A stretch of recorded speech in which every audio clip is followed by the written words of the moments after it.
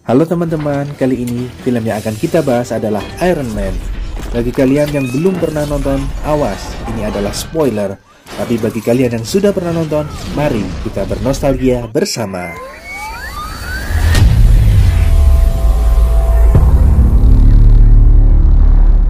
Film diawali dengan karakter utama kita, Downey Robert Jr. sebagai Tony Stark yang sedang ditangkap oleh kelompok teroris yang bernama Ten Ring.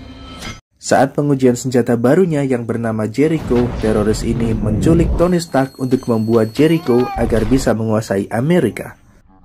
Tapi Tony terluka parah saat proses penculikan tersebut. Beberapa serpihan masuk ke dalam tubuhnya sehingga dia harus dialiri listrik bertegangan rendah agar dia tetap hidup. Dia dipaksa untuk membuat Jericho dengan berbahankan senjata yang ternyata semua senjata itu adalah milik perusahaan Tony Stark.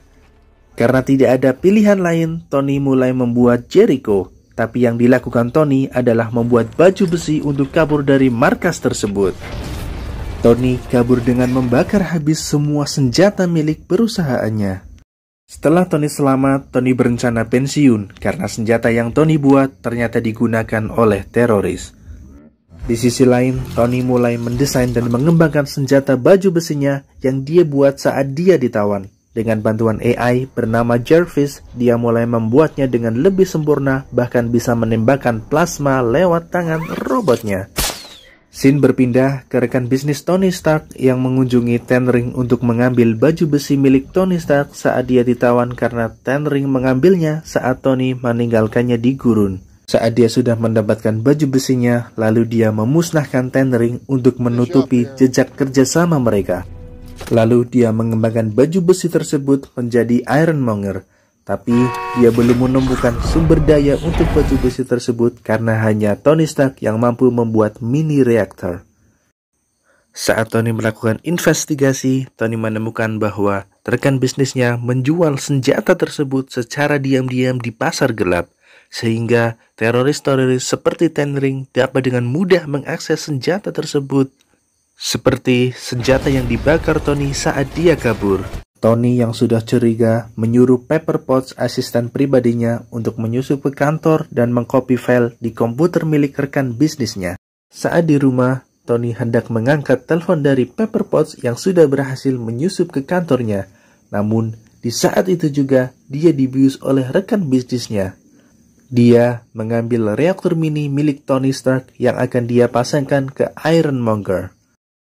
Saat biusnya melemah, Tony dibantu Rudy, sahabatnya di pertahanan Amerika, berhasil mengambil reaktor mini yang disimpan oleh Pepper Potts. Tony yang sudah selesai dengan desainnya, dia mencoba terbang dengan reaktor mini yang berada di dadanya. Dengan kekuatan 10% dari reaktornya, Tony terpental ke belakang karena tenaga yang dihasilkan masih terlalu kuat. Dengan bantuan Jarvis, dia bisa mengontrol kekuatan yang akan dia keluarkan sehingga dia bisa terbang dengan bebas. Lalu saat Tony mengetahui ada desa yang sedang diserang oleh anggota Ten Ring yang masih tersisa, Tony langsung menuju desa tersebut dengan full armor Iron Man-nya. Meskipun dihujani peluru, dia dengan mudah mengalahkan mereka semua.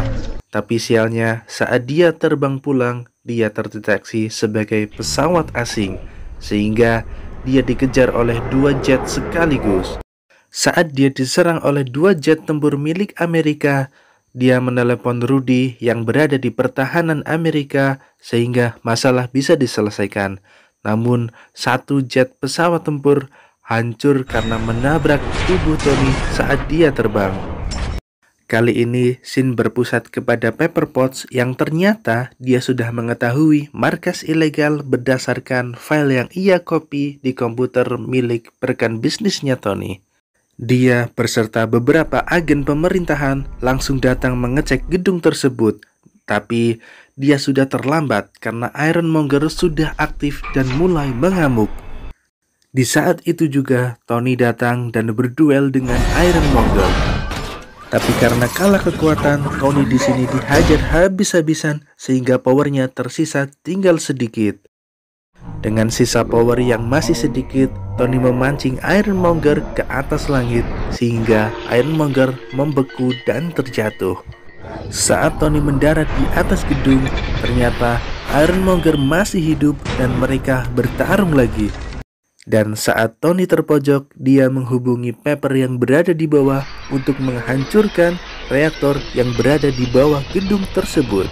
Dan saat reaktor dihancurkan, menyebabkan ledakan yang begitu besar sehingga Tony dan Ironmonger pun hampir meninggal.